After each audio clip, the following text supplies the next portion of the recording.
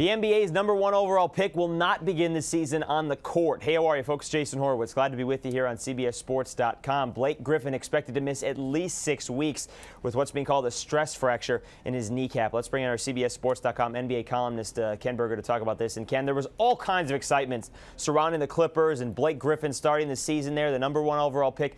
What does this mean for him and them moving forward?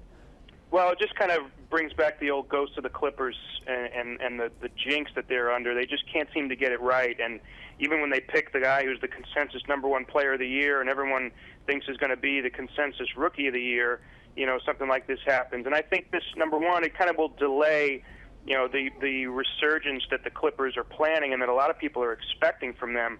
And it also opens up the rookie of the year race, because if you're going to miss 6 weeks, that's 20 games. That's a fourth of the season, and I think it opens things up for Tyreke Evans to win that award. It's the second time in 3 years, Ken, that the #1 overall pick has not started the season. Greg Oden 2 years ago missed the entire season for the Blazers. Nobody's saying that's going to happen with Griffin this year, but what can we expect out of Blake Griffin when he does come back?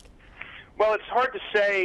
You know, it's hard to know at this point, you know, how long it's going to take that injury to heal and how long it's going to take him to get the rust off once he comes back.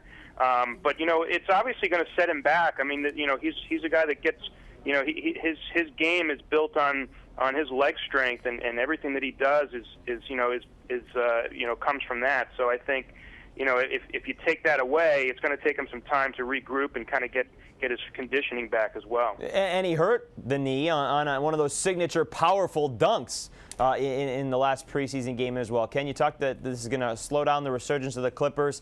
When we did the conference previews with Ian Eagle, we all said that maybe this was a team that could get somewhere close to 35-40 wins. Do you think this pulls them back under that? Well, it could. I mean, I think that, you know, they were probably going to be kind of a work in progress anyway with Griffin. I think this will, you know, this isn't going to hurt the other guys who are going to contribute, like Eric Gordon, who's you know, we're expecting a big year from, and Baron Davis, who everyone is looking for a bounce-back year from. So I think if those guys can kind of hold it together until Griffin comes back, I think they'll be fine. And, you know, they're not a team that was, you know, necessarily going to be in the hunt for the playoffs anyway. So I think if they can kind of maintain some stability and get him back, that might actually give them a boost as you head into the latter part of the year. Well, they got some good parts, but they also have a lot of guys coming back from injury, like Marcus Camby, like Chris Kaman, like Baron Davis. We'll see what happens throughout the rest of the season. Ken Berger, thank you very much. Appreciate it. All right, Jason. All right, folks, for more on this story, stay right here with CBSSports.com. For Ken Berger, I'm Jason Horowitz. Take care, folks.